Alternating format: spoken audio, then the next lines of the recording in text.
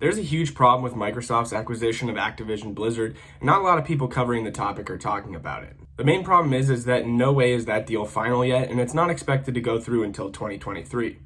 So in this video, I want to cover some of the risks about the acquisition and what actually would happen if it didn't go through.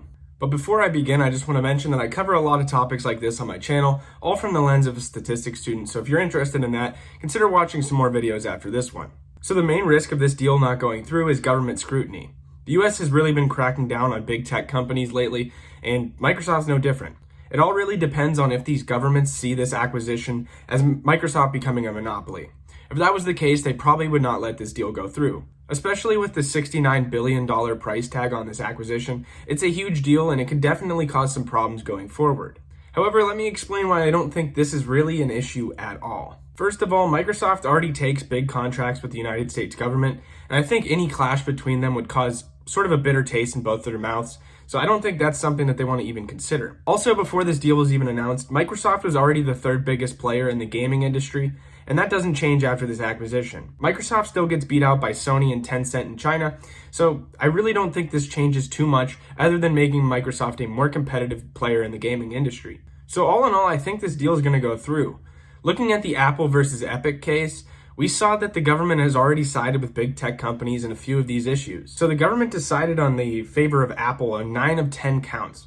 The only count that they filed against Apple was anti-steering policies under the California Unfair Competition Law.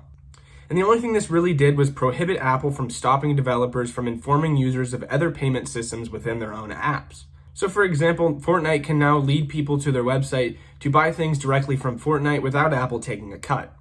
While this does hurt a little bit of the revenue that Apple was bringing in from their App Store, I don't think this really hurts them too much, and it was really just a slap on the wrist.